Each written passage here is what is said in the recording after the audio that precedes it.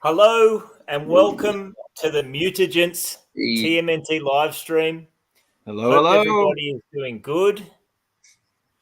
There's people in the chat already, but first of all, I just want to say welcome to the guys who are joining me. Boys, I'm excited to deep dive into some TMNT talk. We're talking current collecting objectives and progress. We're talking nostalgic stuff. You know, I really wanted to have listen, I love a live stream just to get on and shoot the breeze and talk toys and let the conversation go wherever it will. But I'm also excited to kind of, like I said before, deep dive into some turtle talk and cover both bases. Like I said, cover current collecting and also cover all the nostalgic stuff, the origin stories, because you know we wouldn't be as turtle obsessed as we are if not for the fact that we grew up on this stuff. So I wanted to have some guys join me who tick both boxes. You know, these are guys like me that grew up on turtles. It was it was a highlight of their existence in 1990, 1991. I'm sure, just like me. And they've got some wicked collections as well. So how are you guys doing? Thank you for joining me. How are you going? What's going on? Thank you, guys. This is awesome. Thank you very much for getting us cheers on. for the intro. Beautiful. No worries at all. No worries at all. So, definitely a familiar face to a lot of people in the chat in Dean. Someone who has appeared in numerous videos and has a great Instagram profile, along with his wife Sarah, Totally Taylor Retro Hunters, has joined us for some live streams. So always a pleasure to have Dean join us. But a couple of new faces. First up, we've got Enzo, a familiar face to some of you guys on Instagram. You can catch him on Instagram at RetroOzGamer. Enzo, I've been wanting to do some sort of project with you for a while, mate. We've been talking for a while, and you know, we've been saying, hey, listen, at some stage we've got to do some sort of live stream or some sort of project. And I think you know, turtles are obviously a big focus of your collection. So really happy to have you join us as well. And obviously we've got Dan, our buddy Dan, who is a familiar face on the toy scene here in Sydney, but making his debut in live stream form. So Dan, thank you for joining us as well, mate. Cheers, mate. Thanks. How are you? You good? You excited? Yeah, I'm pumped. Bit of butterflies, but it's all good. It's all good. That's right. All good, mate. Smooth sailing. Safe turtle place, mate. That's right. That's right. So before we rip into it, guys, we've got some different topics we want to talk about, and we definitely want to encourage some involvement from the chat on those various topics. But first up, let's just say g'day to everybody. We've got my buddy Phil, Treasures for Trigger. Hey, Phil. Hey, Phil. Cheers, brother. I hope you're doing well. We've got Nate, the Retro Tinker. Hope you're doing well, buddy. Thank you for joining us. We've got the prolific Jewel Who 9, who is in every live stream, who supports all of us. Jewel, we appreciate your support. So thank you very much for joining us. We've got the man that was probably the most pumped for this, aside from myself, Matt from Keep On Collecting. Or is that Andrew? I'm not sure. I'm going to assume that's Matt, but if Matt. That's Matt. If Andy's there as well, definitely let us know. Matt saying hi to everybody. We have Carl. G'day, Carl. How you going, Carl? A man that definitely contributes to a few of our turtle collections. I know that Dan, Dean, and myself all have some pieces in our collections, courtesy of Carl. So, thank you for joining us, buddy. Hope you're doing well. Thanks. We got Ryan, the Collector Kid, a man that we were just talking about before we went live. Hope you're doing well, Ryan. Thanks for joining us, mate. I know you love some turtles, so I'm pleased to see you joining us. Who else have we got? Oh, we've got Monique. We've got a supportive wife in the chat. No, she's just giving me an eye to make sure that no one's buying it without anyone's permission. That's it. Stories. Yeah. See what's in the post. Oh, actually, I busted her today what she's bought from Canada, so it's all good. Yes, I saw that. There you go. We've got Indy watching that as well, which is just awesome. So, guys, as far as the format goes for tonight's chat, we're going to keep this pretty tight, just so you guys know you're not signing up for the next 2.5 hours of your life. We're going to keep this to 90 minutes. We're going to keep it punchy. what we'd like to do is go through a few different topics in that 90 minutes. We'll see how far we go though. So first up, listen, the boys and I threw around some topics to dive into as far as talking turtles, and we've got a pretty huge list. So, you may well see us in future episodes, but as far as the topics we talk tonight within the turtle space, we want to keep it fairly broad and fairly introductory. So what I want to do first up is just have each of these guys give us a little bit of an intro as far as their TMNT collecting. So, in my case, to kick it off, I'm vintage only. Like, if you follow my channel, you pretty much probably know my MO as far as collecting TMNT. I'm vintage only, and I'm trying to complete all the figures loose from 88 to 92. That's really my focus. I love the vehicles. I love the playsets. I'm lucky enough to have the complete Technodrome. But as far as the vehicles and the playsets go, they're kind of playing second fiddle to me, just purely because of space. Before we went live, we were having a bit of a chat with just the dramas of managing a growing collection in space. So 88 to 92 is really what I'm going for. I got 88 to 90 complete, and I'm really now focusing on 91, 92, getting all those figures and getting them all complete. That's really my focus. I mean, as with these guys, like, nostalgia is a big part of it for me. And I've got to tell you guys, I don't have tons of memories of like going to big toy stores as a kid. I don't know if it was the area that I lived in or whatever, but I do have some nostalgic memories of like the beautiful packaging art in toy stores, but most of my nostalgia is anchored to having these toys in my hand and playing with them. So for that reason, loose is really what I'm about, loose and complete. But would love to know, how you guys approach collecting TMNT, what your goals are and how you're traveling. And do you want to kick us off, Dean? Yeah, for sure. We'll just say hi, Andrew. He's popped up. Oh, Andy's here as well. Hey, Andrew. So mine is so close. If anyone's ever heard my story, it's very close to Scott's story. So born in 1984, I started getting into TMNT. From my memory, probably around 1990, 1991 is where I started. So my focus has been vintage, but I'm a bit of a eclectic turtle collector. I'll pick up anything with turtles from any turtle brand that there is. So as you can see behind me, most of the figures, like Scott said, they're from 1988 to 1992. It's the nostalgia part that hits me. That's the time I had these figures. So probably about 60 to 70% of these figures are from my childhood.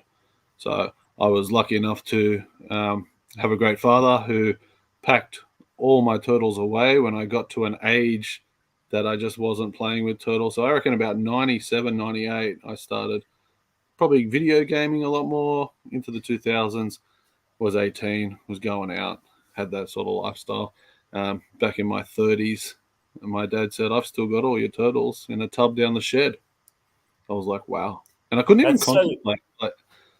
That's so crazy to me, Dean. Like that's when I think of your collection, not just turtles, but the other lines you collect. Obviously, we're talking turtles here. One of the things that I just cannot believe. I mean, and I'm interested, like, I would encourage anyone in the chat, if you guys collect turtles, definitely weigh in as well. Let us know how you guys are traveling. But the fact that you've got as many childhood survivors as you do in your collection is just remarkable to me, because mine basically lasted until like the time between I lost interest and my family next had a garage sale. That was the window I had, they were gone. So kudos to your dad. Yeah, no, I did think it was a bit hoarding when I was like in my late teens. I'm like, what are we going to do with this?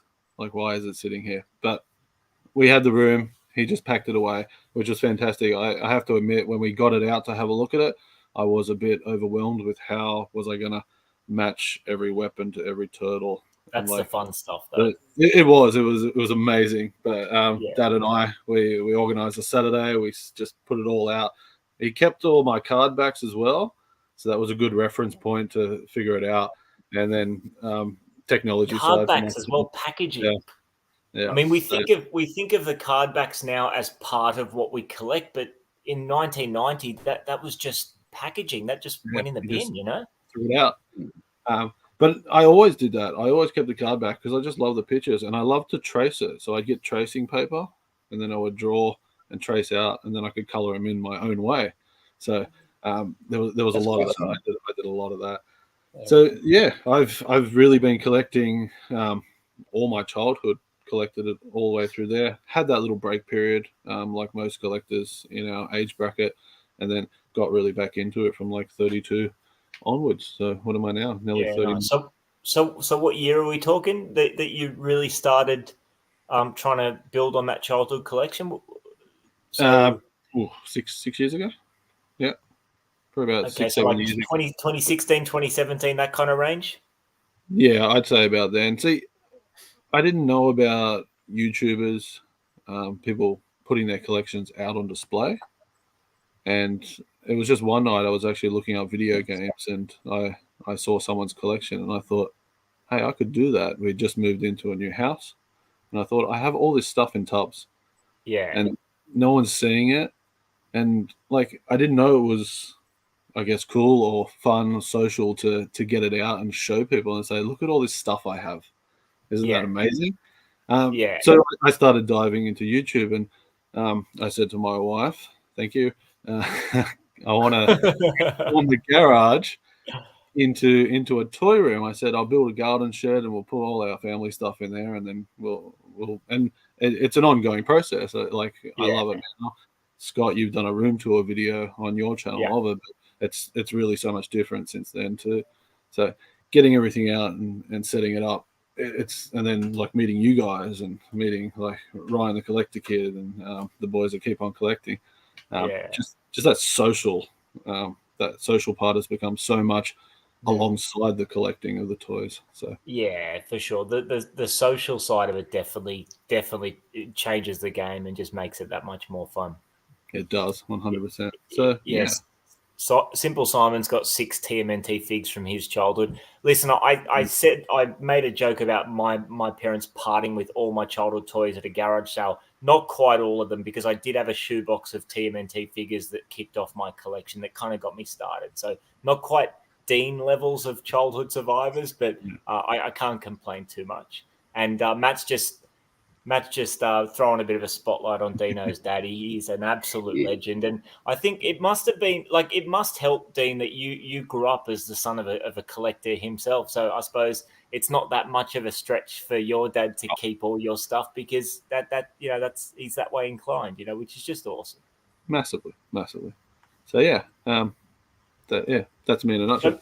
So Dean, are you? So I've got a cutoff. Like at this point in time, I'm cutting off my vintage TMNT. So for those that don't know, like for those that are joining us that aren't hardcore into TMNT, it is a very deep vintage action figure line. Kicked off in 1988, ran all the way through as, correct me if I'm wrong, boys, 1997. So like a full 10-year stretch. And it saw a heck of a lot of evolution during that period, because the toy landscape changed a lot during that period.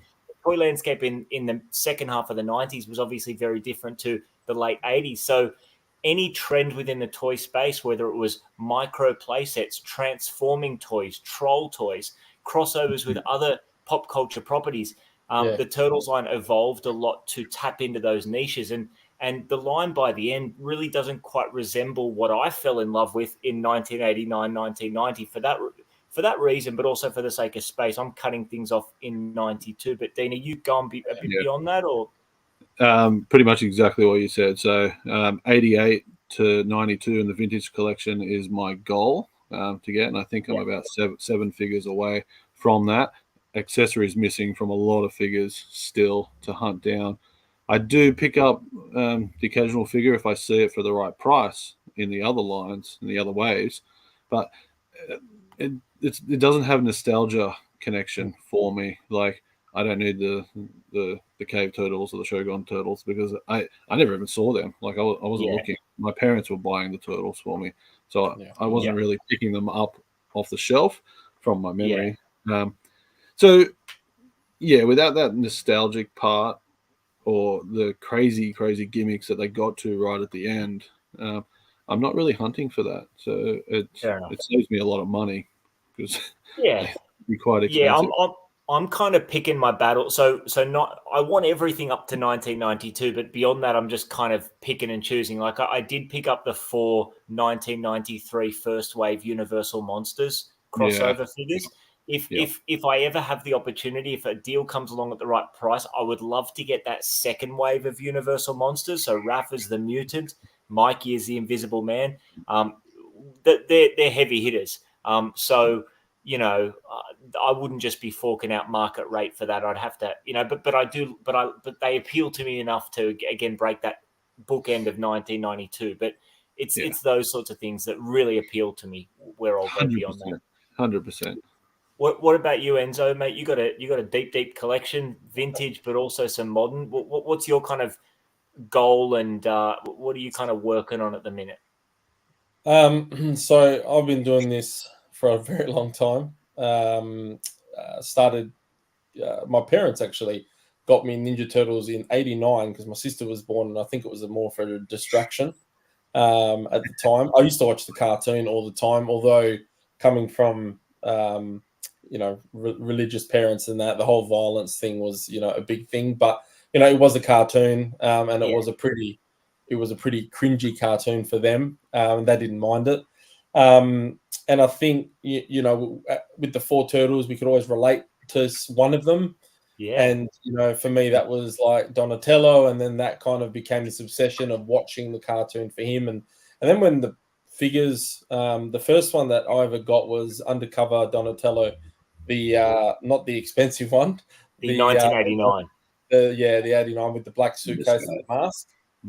And that really hit it off. And my personality is I tend to go through waves of collecting. At one point I was collecting NECA and all that type of stuff. I had a good 10 or 12 of original ones from when I was a kid. And same thing as Dean, you go through a period where you start chasing girls, and I was working 3 jobs because I loved cars, and that kind of everything went on the back burner until probably 2010, and then I found eBay, and I was like, all this stuff that was out there, and again, same as Dean, jumping onto YouTube, and you see all these people with these massive Ninja Turtle collections, and then over the years, you start just buying, and again, my personality is a little bit hoarderish, so I tend to go all into something, which annoys the shit out of my wife, but like I was into Air Jordans, and then I was into this, and I was into Transform, and like I used to always just go through these phases, and I think we do it, or I was doing it probably more to probably fuel a bit of I used to work quite a bit, so I guess maybe a bit of depression and a bit of loneliness back in the day. But for me, Turtles was a big thing because my parents worked in hospitality. They were never really around. We used to always have babysitters, and there's just something about it. The playability, the toys, the accessories, the different characters, the fact that you could get Donatello, but in like 100 different versions. Yeah. I started focusing on vintage only. And I had other toys like my Mighty Max and all that type of stuff. But I did go through a phase where I was buying everything, and it became a little bit out of control. And then things end up in tubs, like we were talking before. And I was going through got the NECA bug. But for me, it's really, I got rid of everything and just focused on vintage. I've said it before, nostalgia is a big thing for me. And I always think nostalgia has this way of like, you pick up something and for that millisecond we get transported back in time to that memory of as a kid. So I always say time travel is possible, but you've got to experience nostalgia for that. And I think, there's just, they've got soul. These toys have got they're toys, and like Scott said, they're designed to be played with. But all ours end up on a shelf. But it just for me, up until about 94, 95, when they started like going to mutant, samurai, Transformer, Ninja Turtle, I started going, what is going on? I remember as I was like 30 or something going, this doesn't even look like a Ninja Turtle anymore. I'm 94, 95 finishing. Okay. That back end of the Turtles, they didn't even link to the cartoon really either. So you started going like, what? Someone's just picking 2 things out of a hat and going, that'll work. Go make that. Yeah, and Well, and it was so hard to display as well. Like, you know, the cyber turtles I just got rid of it recently because I had them on card. And a lot of my collection is actually mock, so card, and I only really need 4 or 5 to complete that. But they just, a lot of them are not on display. They're in tubs. You know, they take up so much space. And you know, I got to a point where I was like, I'm only keeping the things that I really have an emotional connection to, nostalgia wise. Yeah. And I think Playmates really captured that essence of combining what Ninja Turtle cartoon, which is obviously what everyone, you know, fell in love with, and putting it into playability and just copying and pasting that every 6 months with new versions. Although it always spun me out that they never did a Christmas like Ninja Turtle ever. Yeah. There's never been a Christmas themed Ninja Turtle, so don't know. But yeah, look, I mean, my story is very simple. Very private person. I don't normally get onto these things, but I do enjoy it. And I tried to set up my camera in the games room, and it proved I couldn't get the right angle, and I decided against it. But you know, we may coming to us from the sewer. Yeah, now I'm coming from the sewer. Awesome. Enzo, you said you were 6 or 7 mock to finish the vintage line. Yeah. So I need to that 94, 95 or all the way? No, so basically all I need is the I actually got my little book here. I need the 4 undercover turtles, which are like $20,000-$30,000 at the moment for 4 of them, which I'll never buy at that price. I think it's ridiculous. Yep. And the Warriors, I'm not a huge fan of them, but they do appeal to me for some reason. And yeah, I know, right? And Scratch. Now Scratch, there is a guy in Perth that I'm friends with who's actually got 2 of them, the greedy bastard. And he's kept one. Isn't enough. No, he likes. He's a bit like me. See, I don't like buying off eBay. As much as I've done it, I don't like it because I like the story behind a purchase. Sure. You know, and I like the fact that I've either traded for it or I've met someone and it was their childhood one, or, you know, the actual story behind that. I can look in my room and go, there's a story behind that. And, you know, he likes to trade for things because, like, you know, I offered him money for the Scratch and he didn't want it. He basically said, I'd rather trade for it. So, you know, I think I'll do a deal with him somewhere along the line. But,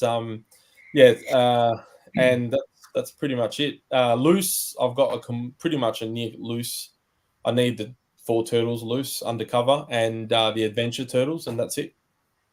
But from what so you're obviously incredibly deep into the line, both on card and loose. But before we push the live button, it sounds like, as space is a challenge and it's difficult, you know, when you got that much to display it in a way where you're really satisfied with, it sounds like you are kind of leaning more towards potentially continuing more so loose than carded. Yeah, I'm toying up with the idea of probably getting rid of the mock. It's a lot of money that sits there and they can't be displayed properly. And, you know, you need a lot of room to display them properly, and they deserve to be displayed. I mean, the artwork is fantastic.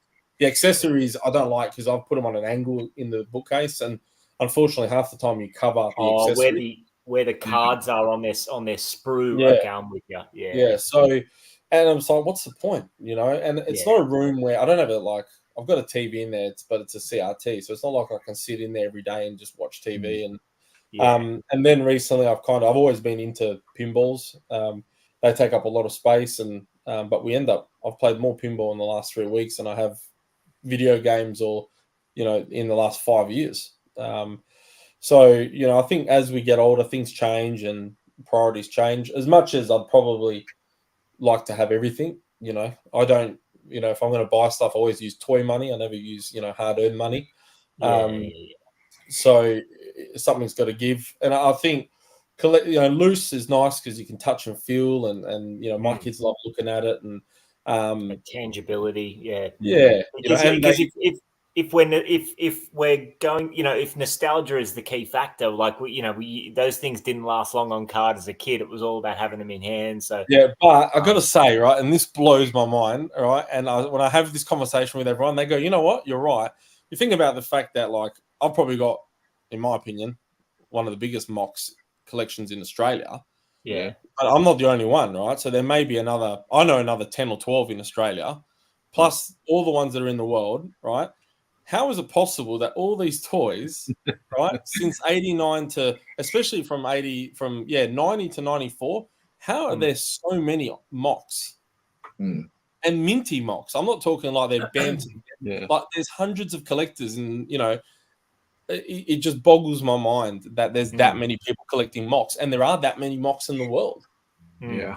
Who's Australia, there's little cases who's around bought them still. and given them to their kids? Sorry, what were you saying, Dave?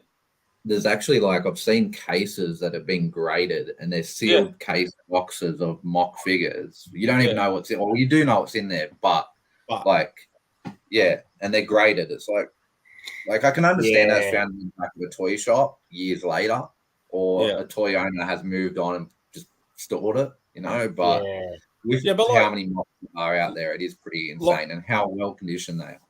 Like Scott said, these things were designed obviously by corporations to make money, but they were designed for kids to open, right? So who's bought these toys in the 80s and 90s, given them to their kids, and the kids haven't opened them? Yeah. Or are they new old stock? Like, are they old shop stock? That's but even that, how much is there? Or were they bought by collectors even back then? I mean, I would say that would be the closest. Yeah. Parents who bought probably one for themselves and one for their kids, because mine didn't last 2 seconds on the pack. But even back then, as a kid, I was sliding the knife down really slowly around. Everyone was keeping cards back then. That's trying to salvage that card back as much as possible. I was ripping that thing off as quick as I could. I didn't even remember him. I want to get to Dan here, guys. Just in terms of understanding Dan's kind of collecting origin story, and also kind of his collecting goals. Before I do, I just want to throw in a quick question from Simon here about re-released retro figures. Dean, I know you collect them. I don't collect any re-releases. Likewise with the with the Hasbro / Kenner Real Ghostbusters or any of those sorts of re-releases, because a lot of those re-release figures, I've got them already vintage, or if I don't, I'm in search of them, and I just think having that re-release, I just figure if I have that re-release there, maybe I'm not gonna. It kind of takes away that chase for the vintage version. So, Simon, for me, I'm strictly vintage. But I know a lot of people love the re-releases. They definitely service an appetite in the market, and they make a lot of people happy, which is awesome. Just they're just not for me. What about you blokes when it comes to the retro re-releases? Not modern, larger scaled, updated, super articulated, but the pure re-releases. So for me, Simon, you can see these ones here. These are all the retro re-release sports turtles, and then up on the wall above me, I do have pretty much all the ones that they have released to date. I got them, and I'm going to say for my son, which everyone says. But I got them for that really. It was the same time that we knew he was pregnant. My wife was pregnant, and I thought I'm going to grab these, so hopefully when he grows up he can enjoy ripping them off the card, because I heard the quality of them aren't good. I haven't opened any of them, but you can tell the texture looking at the color, and it's really off a little bit, and there's less detail in the paint massively. But the card backs, it's cool to have some that I don't have. And at the time, he can have them, rip them open, play with them, hopefully, if he likes turtles. Enzo, did you get any of the re-releases? No, this topic, right, for me, I'm going to piss a lot of people off here. It's, to me, the whole retro re-release is trash. Like, I understand, like, there's people that don't collect mock, and this is a cool experience for them, because like they get to have some, or they bought them for their kids, and I respect that massively. But I struggle with a lot of these people, and I had to get out of Ninja Turtle Facebook groups because I can't handle the you know, the negativity behind the keyboard. But, you know, like these people like, you know, traveling all around Perth or Sydney or wherever, trying to find all these retro, you know, re-releases when they're like, they're still $20 and yet they won't buy a loose, or like I've had guys that won't buy a loose vintage figure because it's $5 more than what a retro like re-release is. And I'm going, why would you even bother? The quality's nowhere near. And like, it's this rabbit hole, right? Like Scott said, they're re-releasing Ghostbusters, He-Man. And like, I'm just going, these corporations now, they realize there's a market. They realize what NECA's doing, right? And NECA's set that trend of going, you know, they're going, well, hold on, we've got all the molds, we've got all this. We can one-up NECA. Let's re-release everything that everyone's currently collecting, that the prices go through the roof. And I get it. But to me, it's like honestly, like $100 for a mock, vintage mock that has a story, in my opinion, is far better value than $20 on a retro. And I understand a lot of people might be money conscious. I respect that. But it's like I can't comprehend collectors that collect sealed stuff like original mocks, but then also buy the re-release. You know, like I struggle with. I think, you know, each to their own, but I don't know if anyone's buying the retros to keep sealed forever, thinking they're going to do the same thing as the original. So I hope they're not, because I don't think they ever will. That's stupid. Yeah, but like if it is to rip open and just play with and break and not worry about, I think that's a cool way, even for the parents, like for myself, to live that nostalgic piece with my child. 100%. Yeah, I've done it with my daughter, you know, because you want them to go what you went through. Although I gave her a couple mocks to open up. They were pretty much coming. They weren't off the card, but like I needed them loose, and I'm going, you know what? I'll let you open these. This is what it's like. I don't know whether those toxic fumes of the glue and the paint from 30 years ago are any good, but, you know, like we're all normal, right? yeah, we're all normal. Yeah, but like, you know, like if you want to buy mock He-Man now, you know, it costs a fortune. So I understand why people are buying the reissues. I just think, you know, where do you stop? That's the thing. You know, like, when do they stop? That's the thing. Where do they what stop? about you, Dan? So I've got the original. I've got the original Four Brothers from the re-release in 2021. I think it might have been. Yep. Just because obviously mine and Dean's son and my daughter is pretty much the same age. So when we found out my wife was pregnant, we started getting into the toys again, and I just thought, I would like to see her rip them off card one day. If she wants to keep them on card, she can, but it doesn't really bother me what she does with them, to be honest. They're just, like Enzo said, I think some of them are $14 on the shelf sometimes, you know, so. And I've picked a loose one up in the tub, like at a collector-con recently, and boy, I was disappointed on how heavy it was. Like it was light, and it was just cheap feel, you know, so. At the end of the day, she has vintage ones already, so she can do whatever she wants with them. Fair enough. But the one I hate is when they're actually people are buying them and then putting them up on eBay and trying to sell them off because other people can't find them in the store. That's ridiculous. I really hate to see that. Like, I'm not cool with that. Yeah, it's just not fair. Like, and especially when they're hoarding them off the shelves when kids are actually missing out on having these toys, you know.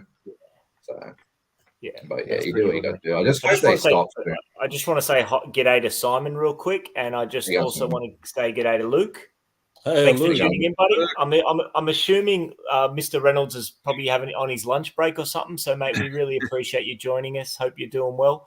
And also, I just want to say g'day real quick to Steve. Steve's also in the UK. Steve. Appreciate you joining us, mate, and hanging out with us for a little bit. They're probably changing the guard in the UK. They're on their break. That's it. All righty. Let's get to Dan. Dan, do you want to just tell us, mate, like when you started collecting TMNT, how you kind of got drawn into it and how you collect?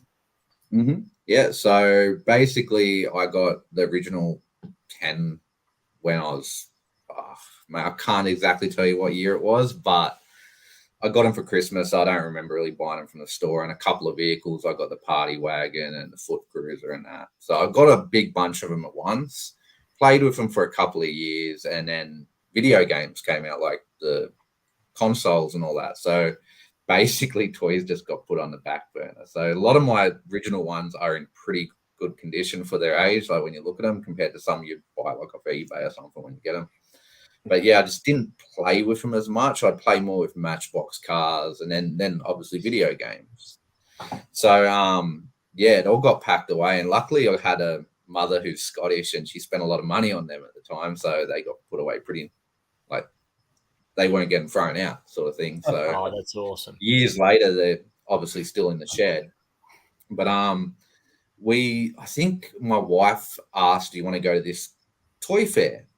And that was back in March 2022, and it was CollectorCon Penrith. So we went there, and obviously before we went, I watched a couple of videos. Might even watch one of your videos, Scotty. Legend. Yeah, so we went to the fair, and I fell in love with these movie neckers, the quarter scales bar, and I'm like, I've got to have them.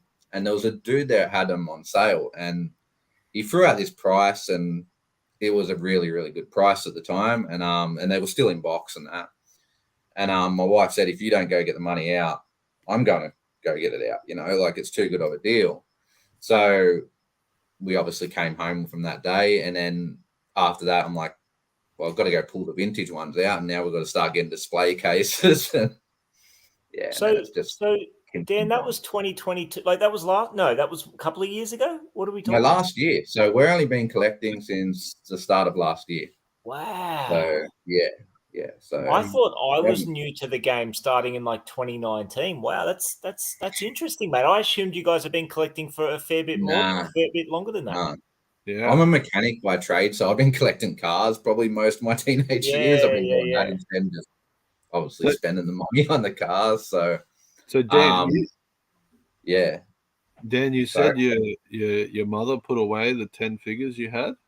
Yeah. So did you know she did that, or was that something? Yeah. Like I knew that with my mum being frivolous over the years. Anyway, like she didn't like waste. There was a couple of garage sales where I'm pretty sure I lost the Inspector gadget in box. That might have went away in a garage sale because I cannot find that. But luckily enough, the TMT, she just knew never to throw that away. You know, there must have been a good bonding there. It's hard for me to remember. Yeah. Don't remember TMT in toy shops. I remember World for Kids as a kid going there, but that was more like buying a remote control car or something as a kid. That was so good. So the building's actually still there, if you know, Dean, where it used to be in Penrith. Yeah, like, I think it's Office Works now. Yes. Right, yeah. I want to say g'day to Phil from Toytacular, another bloke who has supported our turtle collections. This guy. Yes. The best. He is the best. Appreciate Phil tuning in, always looking after us with good deals as well. So. Something just there. Yeah, so obviously too, the wife, she's a big Boglin collector, so we've got way too many of them now. So, but I collect a lot of things that just bring back nostalgia. That's mainly the one thing. Like you'd be going through and you'd see a Macca's toy you had as a kid. Like I don't know if you remember the little Barney Rumble sharpener that you get from McDonald's as a kid. It was like a McDonald's toy. I found one of them in a tub, and it just brings those memories out, you know. I love that. Or when you hit a toy you don't remember, but then it just brings back that, you know, as a child, and just blows your mind. So just want to quickly say g'day to Last to Leave. Thank you for joining us, mate. No. Sorry, Dean. No, that's all right. So saying that, are you going for complete waves of the vintage? Yeah, what's the goal? So it's a hard goal. I'm pretty much characters at the moment. I just want, don't get me wrong, I'll pick up like a Sewer Surfing Mikey, the Sewer Spitting ones. They look good and that, but I just want to get the characters first, every character. Scratch is probably a no-go. I'll 3D print one up any day before I'm spending that sort of money.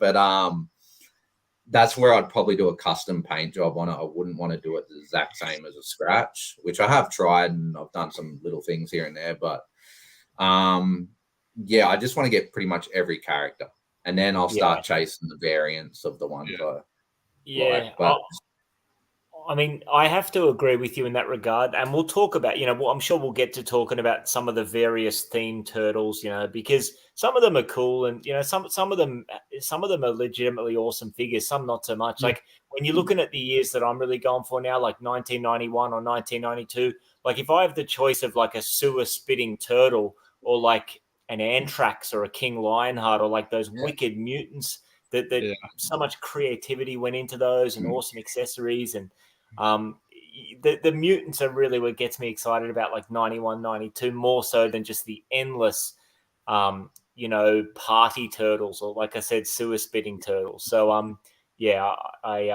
so you're kind of just picking and choosing a little bit, Dan? Yeah, but what ends up happening, like you'll buy one sewer spitting turtle, let's just say. I'm just using that for example. Yeah. You put it in the collection and then you're like, now I need the other 3. 100%. So it's the worst part. Like there's only a couple I'm not a big fan of the talking ones. It just looks ugly, the back of it and that. And they are so far hard to find pieces for. Yeah. So, yeah. But whatever comes around at the end of the day too. Like if I see something at a good price, like as you guys know, we've got some cracking deals just this year between all of us probably, you know, and when it comes around, you just got to jump on it, to be honest. Yeah, 100%, Dan. Like I'm more like, you're 100% right though. Like I'm pretty sure in videos I've said in TMNT pickups videos, like, I'm not going to go down the road of all these ridiculous turtles. And you're 100% right. Like you get one of them. And I'm like, oh, well, I better complete that set now. And then next minute, I'm just like, who am I kidding? I'm getting all of them up to 1992. But if we catch up and we have episode 30 in a couple of years' time, who knows? Maybe 1992 is in the rear view, and I'm still going. It is a bit of a sickness. You get a couple and then you just need the rest. So it is. But the thing, it's an enjoyable sickness. It absolutely is. Addiction is like Enzo said. eBay, you don't want to you can go and buy heaps of things on eBay, obviously, and like through America, you can get almost any character you want to an extent. But now I'm only finding it exciting when Dean sends me a link of Hothead, for example, in Australia. So I'm like, holy shit, you don't see that often over here. So should I jump on it now or? Yeah, but there's just so much better finding it in the loose. I agree with you.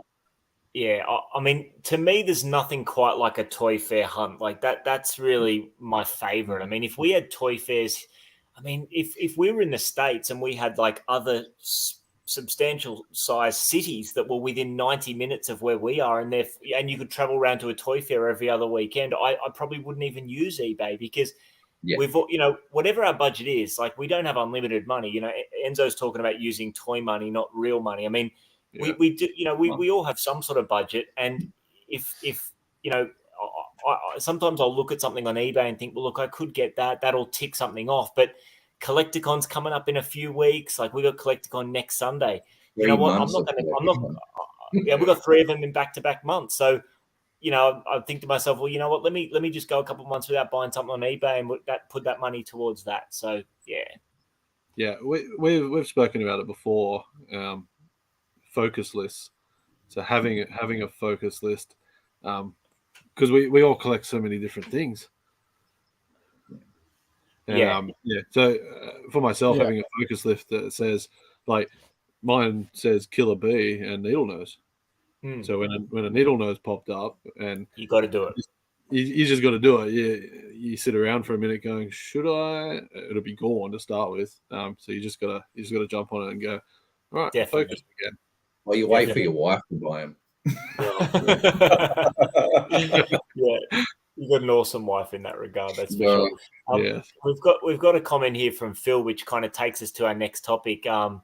Just talking about toy commercials, and toy commercials are the best. Like, so good.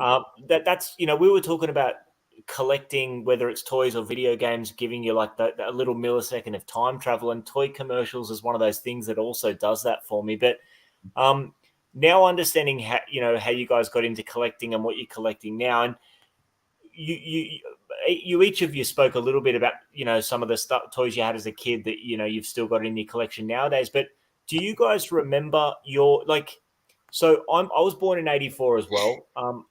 So I remember having Ninja Turtles in early 1990. So because I remember going to the States for the first time as a kid, like my dad's company did some work junket. You back in the day, you could bring families, which was wicked. So I remember going to the States in April of 1990. 6th birthday. And I remember being into Turtles then and going to toy stores then and being super excited about it. But I don't know whether I had the toys first, whether I saw the cartoon first. Like, I don't really remember being first introduced to it. Do either of you guys remember like seeing a commercial for the first time, seeing a cartoon for the first time? Do you guys remember what introduced you to it? I remember kind of my routine.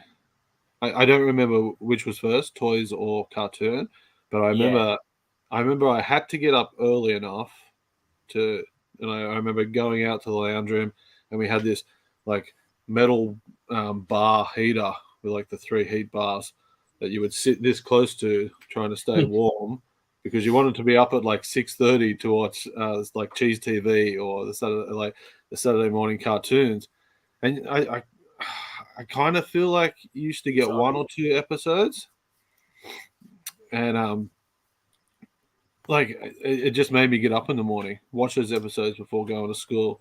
But I don't remember. I can't remember if I had toys at the start. I don't remember watching the cartoon in the morning. I remember watching it at 4 p.m. after school. Yeah, I don't remember watching it as a kid, other than a VHS.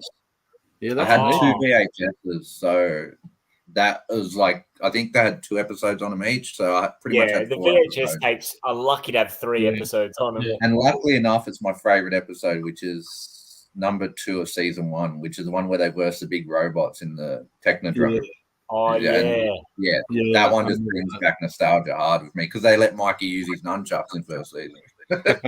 But yeah, so I don't remember watching it on TV, but I think by the time I was watching the cartoons, there were different cartoons on by then. So fair enough.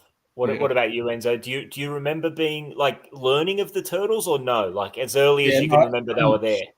I was definitely watching them in the afternoon after school, not the mornings, because we weren't allowed to watch TV in the mornings. But definitely in the morning. And I remember watching. I remember I used to see the commercials, and it was that first Christmas that I got that Donatello. And my dad was the type of dad like I am now that just wanted to buy you everything, and I was pretty spoiled. So there was a lair, and there was figures, and then he got other figures, and then between them and then the show figures, and literally it was this obsession.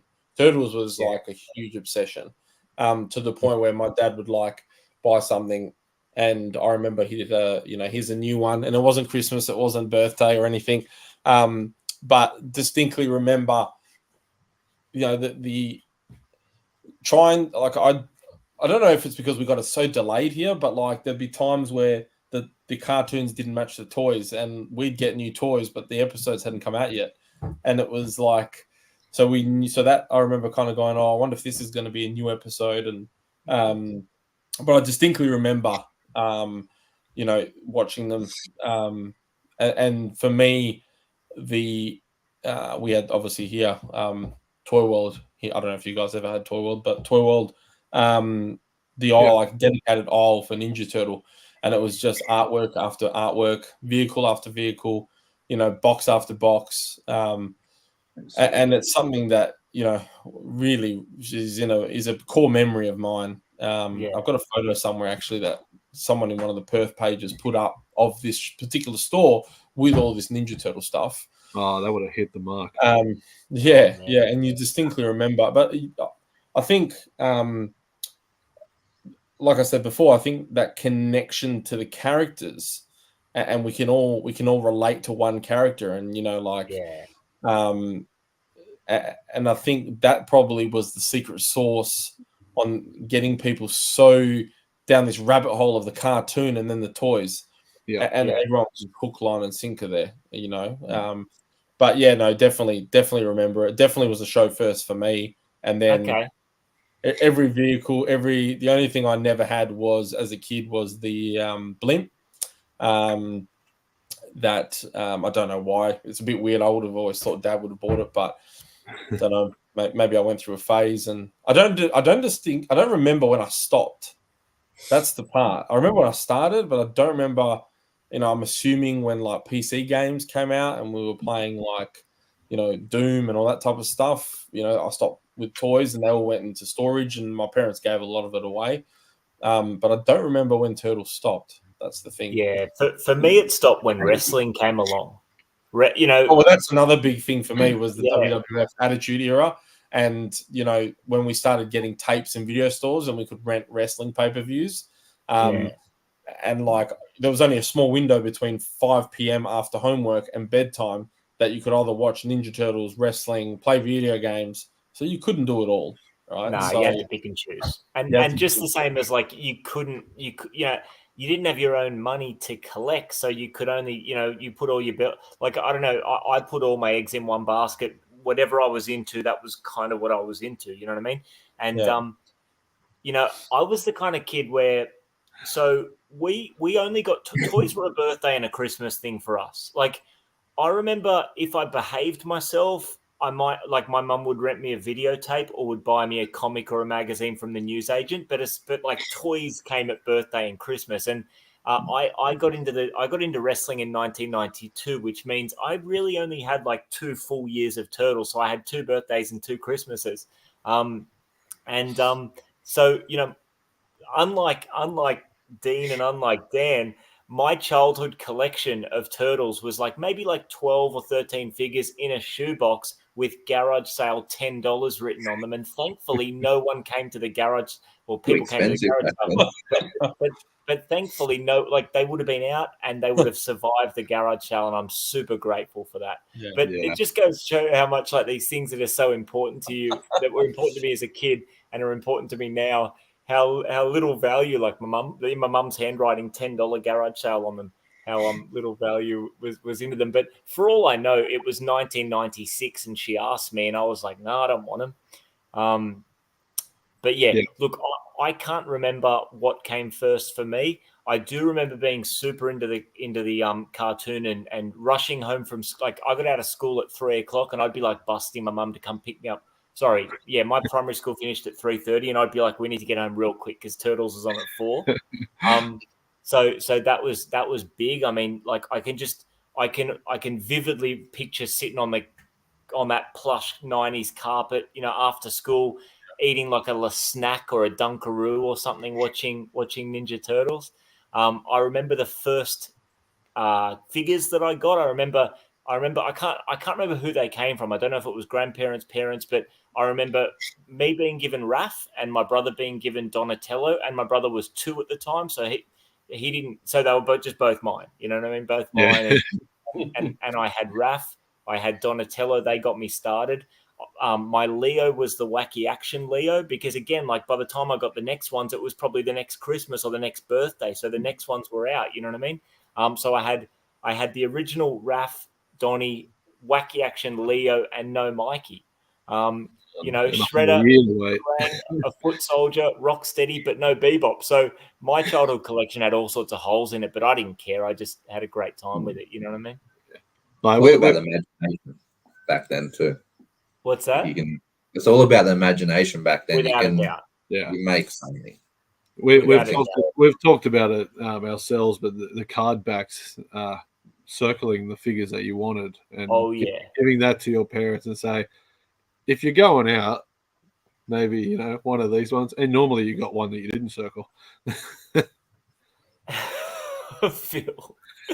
I mean, like, but I wonder if the what we didn't have as a kid contributes to how hard we go in collecting now. It's like, it's not just about wanting to get the things that we had as a kid. It's about, like, for me, I like one of my most prized pieces, maybe my most prized piece in my collection, is my Technodrome, because if the 6 or 7-year-old version of me walked into my apartment and walked in here, that's what he would lose the plot most over. So I'm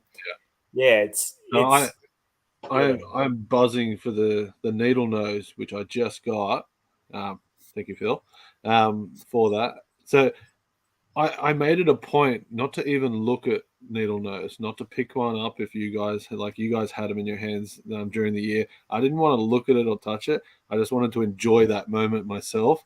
When I got it, I got to go over the detail and the sculpt of it.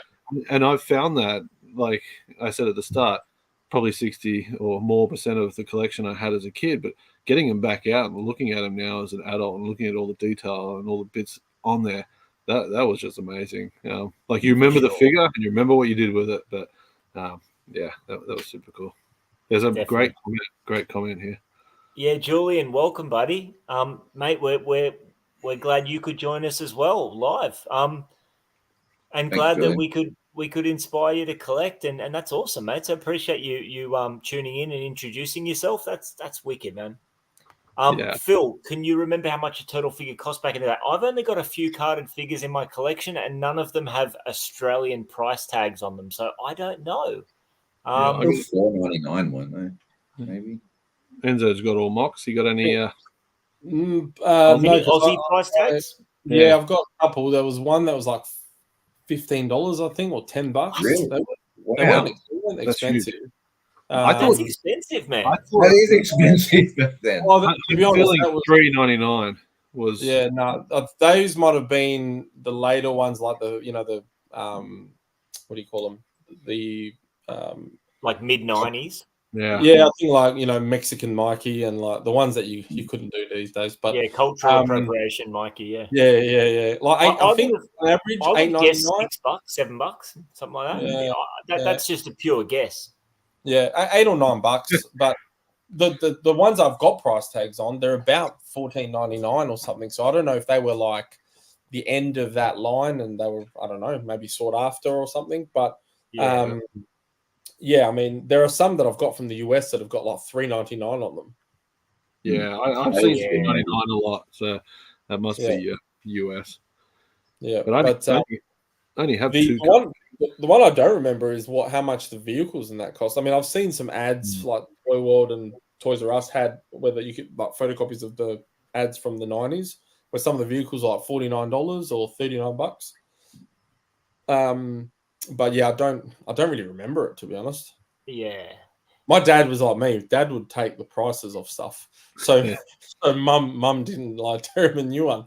So and he'd go, no, it was only $5. So, but yeah, so I never really saw how much the vehicles and stuff were, but yeah. But the cool thing about a pop culture franchise as like powerful as TMNT was, it wasn't just about the figures and the cartoon. Like it hit every aspect of pop culture. It hit, I wasn't getting toys outside of Christmas and birthdays, but I was getting packs of trading cards at the video store. And Dean, you and I have spoken about that a lot, like collecting the animated series cards and the movie, the first film. I don't remember having Secret of the Ooze cards as a kid, but certainly the animated series and the first film, trading them in the schoolyard. So just because I was, just because the figures only came twice a year, I was definitely getting the trading cards. There was always TMNT magazines. Like, there was the movie magazines. Yeah, they're awesome. So nostalgic. And the ones that used to come with bubblegum? Yeah. They have that. I always remember magazines in the news agency that were to coincide with the different movies. And the other thing was I always like when those pullback cars with mobile service stations. I remember going with my dad to the servo because I hope if I was good, maybe I'd get one of them. So that's the cool thing about the Turtles. Like even though the actual proper toys only came a couple times a year, there was other ways to experience the Turtles. Did you guys have all that sort of stuff back in the day? Yeah, for sure. Yeah, a massive one that stayed with me to this day is I can't eat Pizza Hut without thinking of Turtles. Not because of pizza, it's because I don't know. Just like we had pizza a lot at home when we were young. It was a weekend thing. You'd have pizza, you'd watch the movies, play with the toys. And I think Pizza Hut did release a set of like 4 little. They did those badge things. Yeah, the badges. Yeah. So Pizza Hut to me is still nostalgic. When I smell it, I think Turtles. I think of all that. Man, I really wish Pizza Hut would like open like a throwback store, like where you could dine in. It's red booths. It's those chandeliers. It's those red frosted. It's the red cups with the crushed ice. No cubes. I want crushed ice, like in my soda. I just missed out on eBay, and you have to go to eBay for this type of stuff. Was the chandelier, Pizza Hut chandelier from my yeah. Pizza Hut that shut down? It sold for $800. Wow. That's not bad. Yeah, but I got to agree. I think, Scott, for me, a lot of it was like, merchandise heavy, like, the coins from the news Sorry to agent. interrupt, Jens. I was just got reminded of those coins by Phil. The coins, the Ninja Turtle coins, were in the news agent, and you got the card back, and you put the coin in the card back. The soaps, bubble bath, Ninja Turtle jelly, Ninja Turtle jelly, the lollies, the cereals. Like, there was so much. I remember merch. Yeah, sticker books. Sticker books. Yeah. I was stuck at the cards. Something about the animation cards. I hadn't seen them for a long time. And then a few years ago, I was at Mum's, and I opened up a file. And as soon as I saw them, I just was like, I actually started tearing a bit, because it was a part of my childhood that I just used to sit there and look at them, and I'd visualize the cartoon, because obviously they were snippets straight from the cartoon. And then I think there was a point of time where the cartoon disappeared. But merchandise was huge. I mean, they knew exactly how to fill the gaps of seasons with, like, bubble bath and, comics. Comics were a huge thing. Ninja Turtle comics. Well, obviously that's where the origin is, but in a much grittier form than the kind of family friendly wacky turtles that we all fell in love with. You know? So I definitely do remember that, all that stuff. It was just everywhere. Everywhere. I still have a bubble bath thing that was actually mine. It's empty, obviously, but like it was a Donatello one. But yeah, I mean, they hit it everywhere. And then video games, obviously, I still to this day curse the NES Ninja Turtle game. I've never passed the underwater seaweed level. So, that Turtles in Time, it was just all year. You could fill the holes of Turtle all year round. For sure. What about you, Dan? Do you have memories of having the different merch or the different other non-toy collectibles? The one thing was the bubble bath, because I was very, very careful about damaging my toys. I didn't even like other kids playing with my toys, because I seen the way they played with them. I'm like, So I didn't want to take them in the bath. So when I was younger, I got the bubble bath. I got a Raphael at the time. I've now recently purchased Michelangelo just to get it back in the collection. But that was my Ninja Turtle in the bathtub. So I had the big statue bubble bath, which is that one in the corner right there. And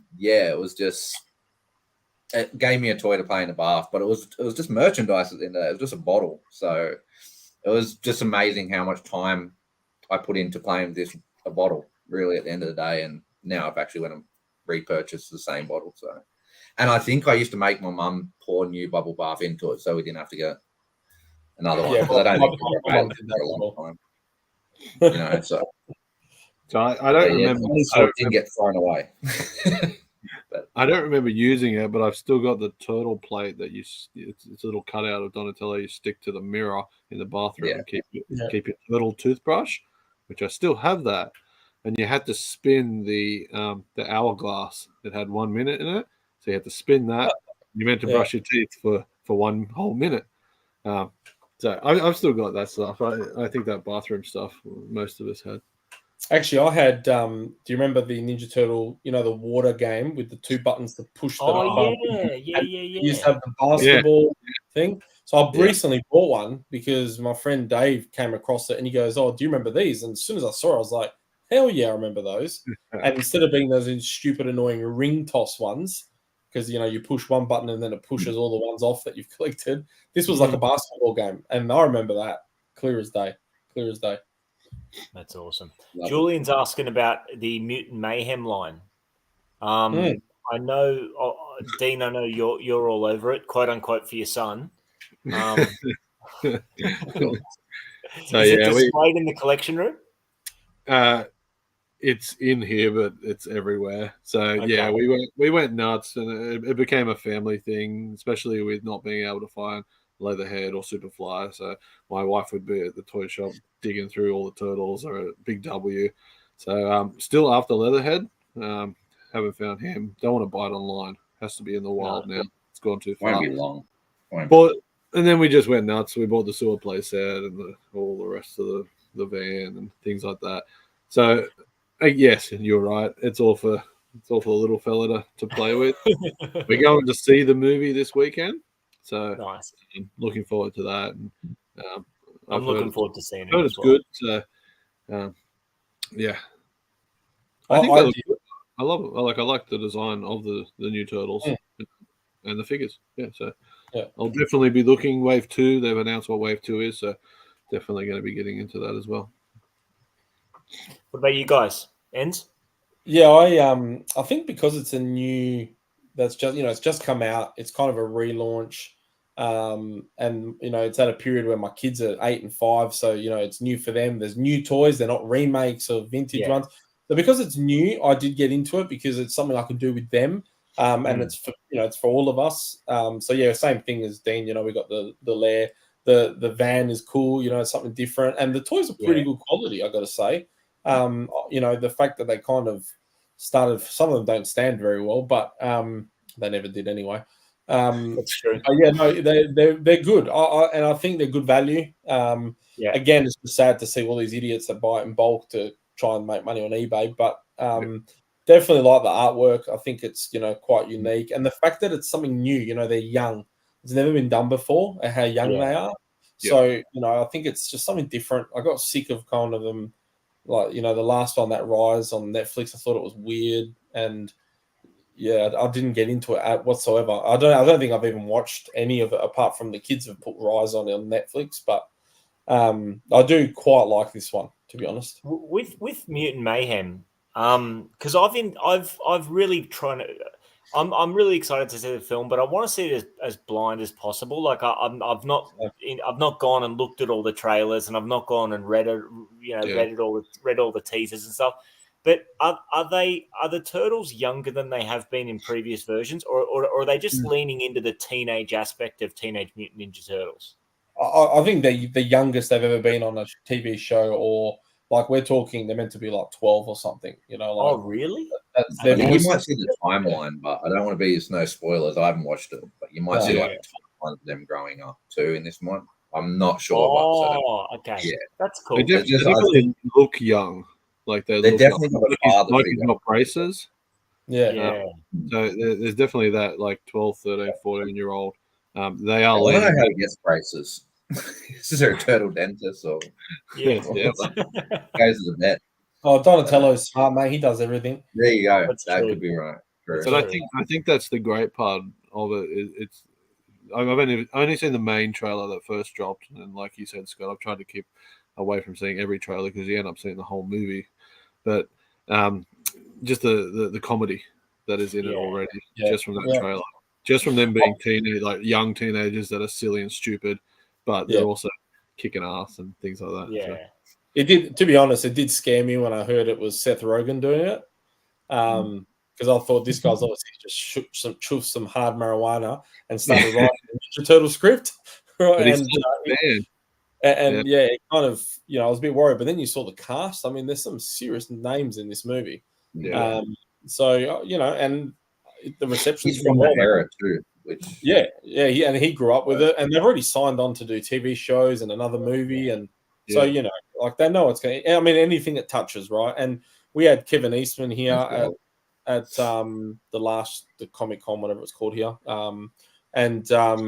he endorsed it. He said he was so for, and they contacted him, because obviously he hasn't really got anything to do with The Last Say, but for him to endorse it and has seen it and said, and I actually had a really good chat with him. He actually sent me a hat.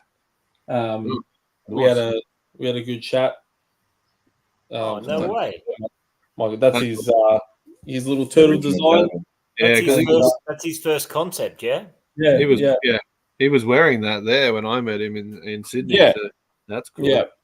And I sent him, because he signed some stuff for me and Ryan, and I sent him the photos on his email, and then I said, "Oh, do you sell the hats?" And he goes, "Oh, they're about to go on the website. I've got some, I'm assuming it was him that responded, but it could be his assistant."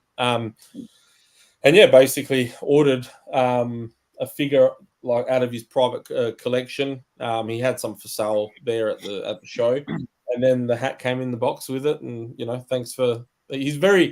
he's very personal and he's very hands on with people. It's not just a money making thing for him. He's so invested. Like Ryan had the Channel 6 van. Yeah, that's right. Ryan had the Channel 6 van that he got off me that he got him to sign, and he'd never seen one. Because in the US, from what I understood, he never, he saw concepts, but he's never physically held one, So that was pretty cool. That is cool.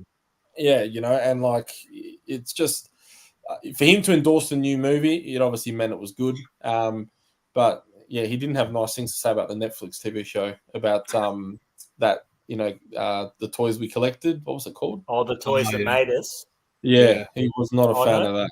No, he reckons that was really kind of cut, edited to make him and Peter look like they were enemies, and it was very like anything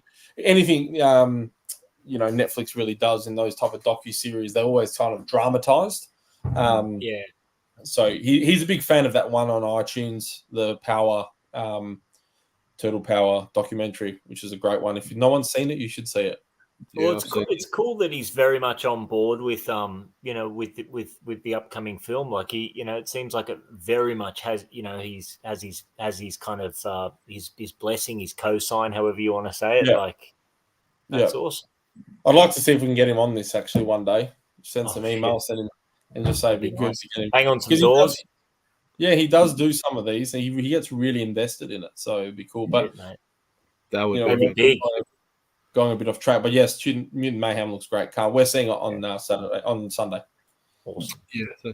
Dan, you collecting Mutant Mayhem? So I haven't got any of the figs. The only thing we have bought is the pizza van because we've got the vintage pizza thrower.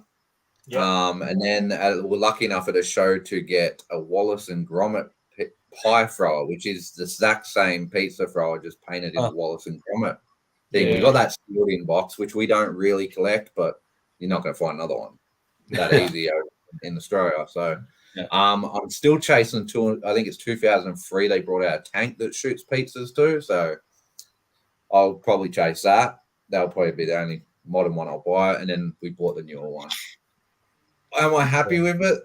The van's quality is not, the plastic's not the greatest, but the actual pizza thrower mechanism is really good quality. Yeah. And pain in the ass to put stickers on. I did not miss that at all. Always, really did not miss always that. fun. But the actual figures, I'd rather wait till my daughter's at old enough age she can go to the shop and we can buy them with her, So see what happens. Chicken run, sorry. That pizza throw is awesome. Or that pie throw, whatever it's called. Pie throw. Are you guys into The Last Ronin? 100%. Yeah? I just got the hardback copy for Father's Day. So I haven't read it yet, but I'm super excited to. Yeah. But is this saying that The Last Ronin a new series, or is this there's a new video game coming out? Yeah, I saw that. Yeah. So they tried very hard. Kevin Eastman was saying that they tried very hard to get a movie or series done for adult, Ninja Turtle, and they couldn't get it done. Nickelodeon just wouldn't touch it.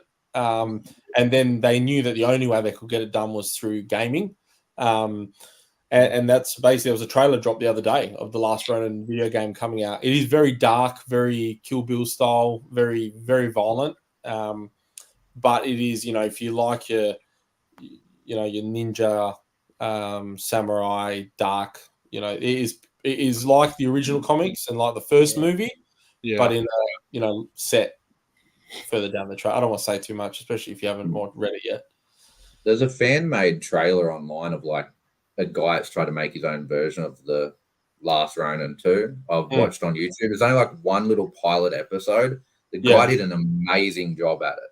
Like after seeing that, I'm like, where's the rest? But it just hasn't. Obviously. There was a big push about a year and a bit ago. I was talking to a couple of guys in the USA, and they were actually pushing for an adult. So, obviously we had the original movie in the 90s, and then Secret of the Ooze, and the third one, which everyone hated, which when you watch as an adult isn't that bad. I liked it. They looked weird, but the movie was very good. but there is a push for them. You know, they were saying they wanted kind of like a sequel to the second one, still with this. You know, obviously those suits have got long gone now. Some of them look hideous at the moment, but to make a live action MA. Because at the end of the day, the kids are still going to see it. The parents will still take them. It's violent. I mean, they got weapons, for Christ's sake. When they went through this period where they weren't allowed to use their weapons, I was just like, this is like woke culture 20 years early. So, you know, to start seeing them use their weapons again in the third one, I remember being in the movie as a kid and kind of going like this fist in the air because like they were actually using, you know, their weapons. So, but yeah, honestly, Last Ronin is really, for us, being old school Ninja Turtle collectors, The Last Ronin is a very interesting timeline is the word I was looking for. For sure.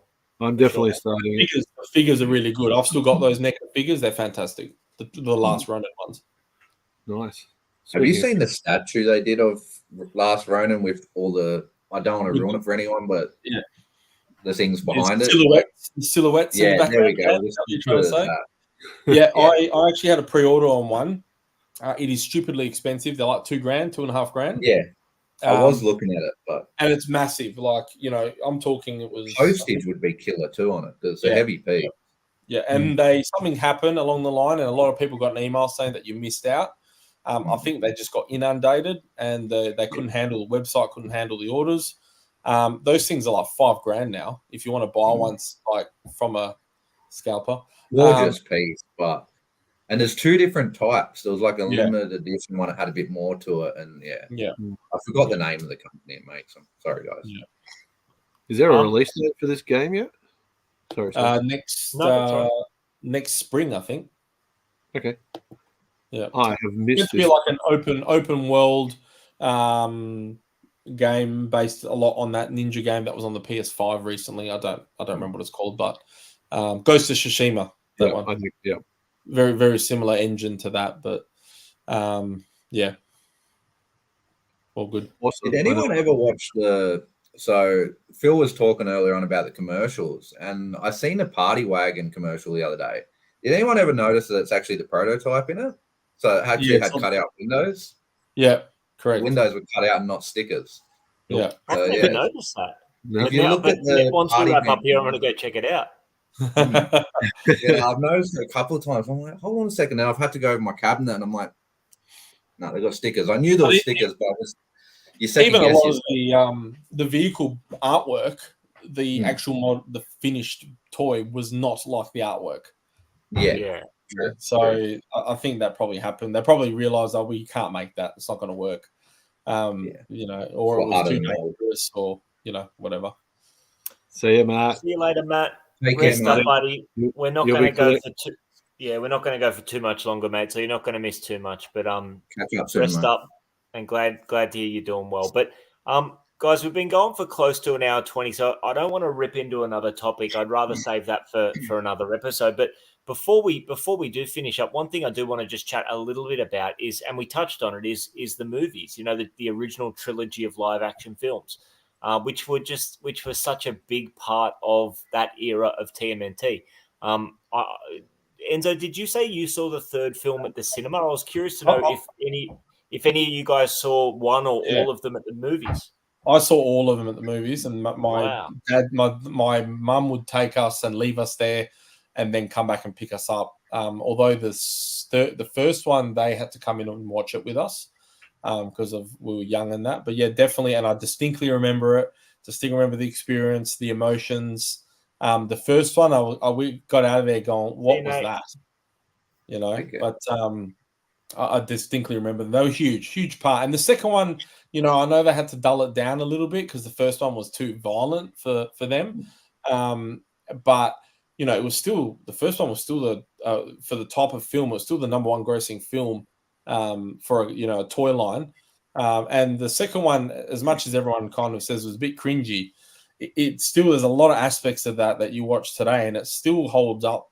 Like, they've aged very well. I love the second one.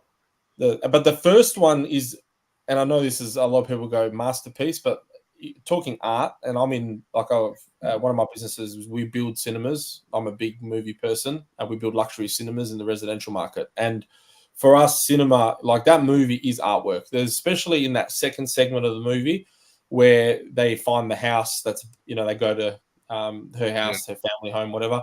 And there's that scene, the most iconic scene that's embedded is where Raph's in the bathtub. Yep. And they're doing sketches and they've drawn the pencil sketch.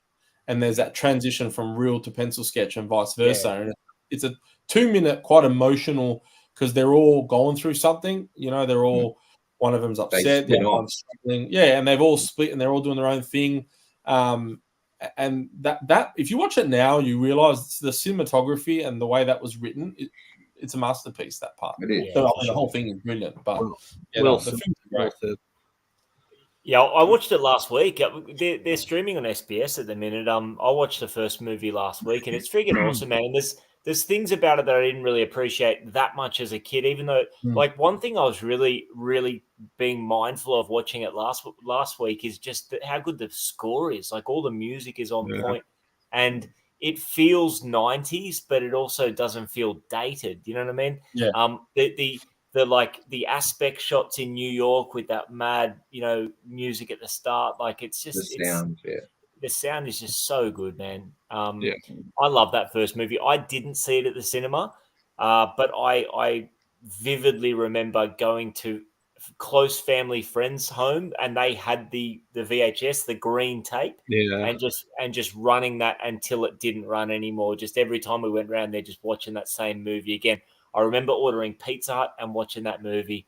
I think The Secret of the Ooze I saw at the cinema. I think, but I can't say for certain. I'm pretty sure I would have, but I don't remember being there. I kind of remember vaguely, but I can't say with certainty. What about you? What about you, Dean? Did you see any of them at the cinema?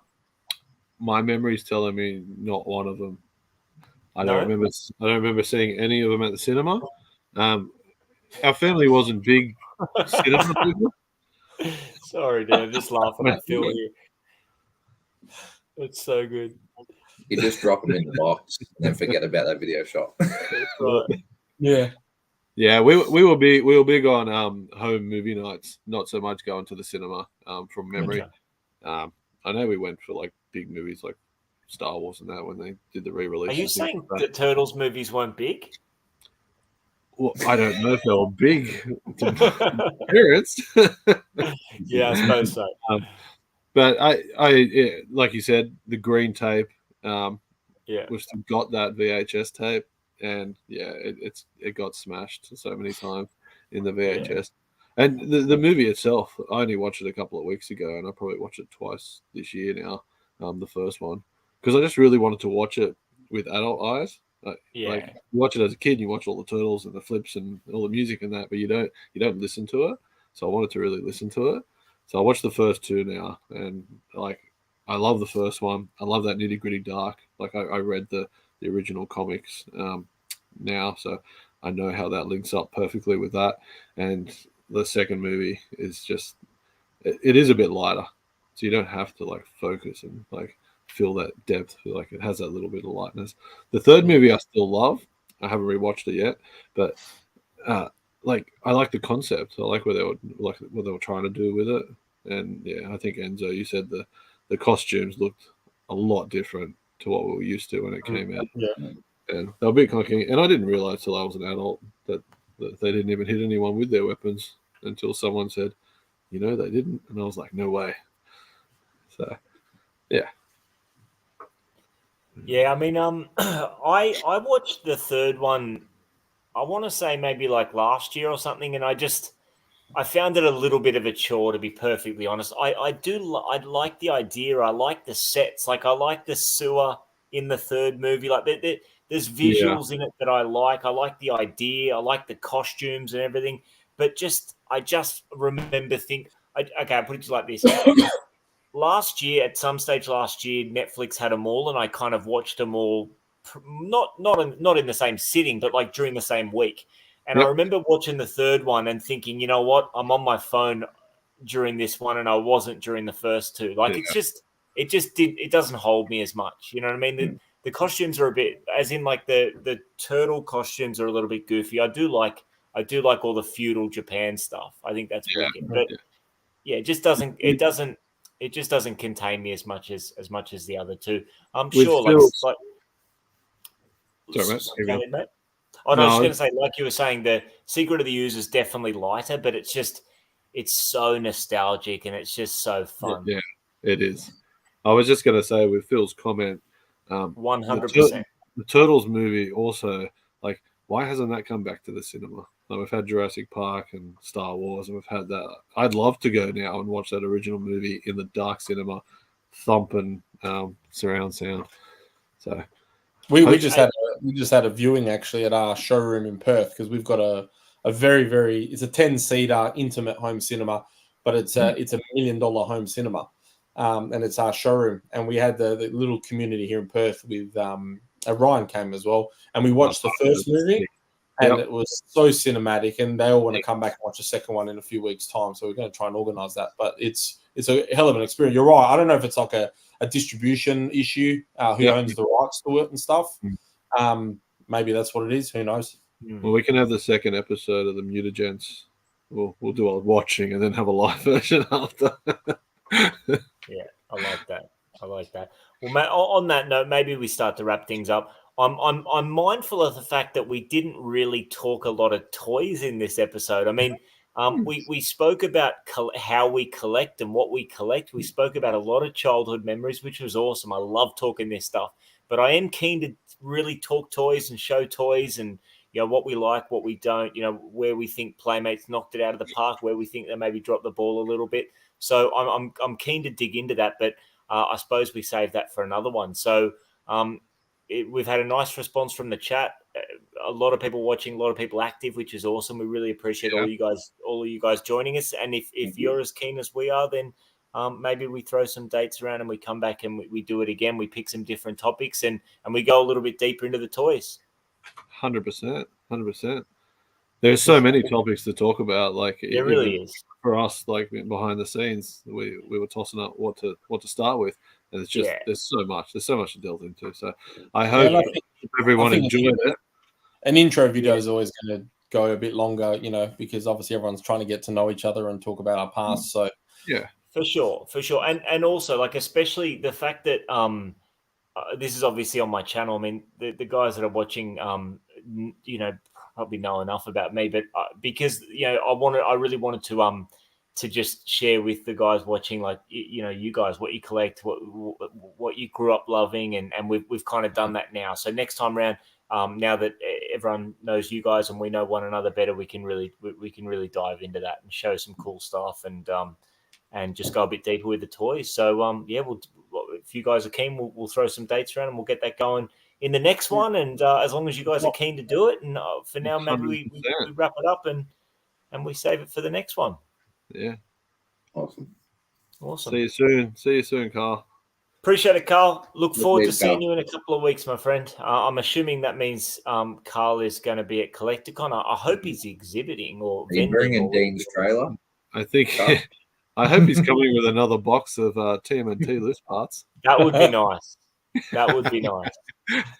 But no, just good to catch up, especially Carl and Tony B. So those two crazy cats. All right, Look forward to seeing Phil as well. Yes. So Carl and Phil, no doubt I'll message you next week and work out what hall you're in, so I know, you know, how to plan my hour of early bird entry and make the most out of that. That's always the name of the game, isn't it? Yeah. You have to. We'll all be there nice and early. For sure. All righty. Well, look, guys, thanks. So just to everyone in the chat, thanks so much for watching. Make sure you jump on Instagram and give these guys a follow. Dean's at Totally Taylor Retro Hunters. Enzo at Totally Taylor Retro Hunters. I got that right. Enzo's Retro Oz Gamer. Dan and his wife Monique, Insane in the Toy Brain. Go check those guys out on Insta. Go give them a follow. And while you're at it, go give me a follow if you're not already. Crusher Collects. I appreciate that. But we'll wrap it up. Let me thank these guys for joining me once again.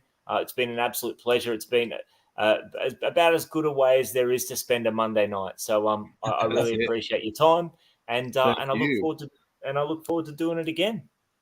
Thank you, everyone in the chat. Thanks, guys. We'll see you soon. Catch you all later. Totals out.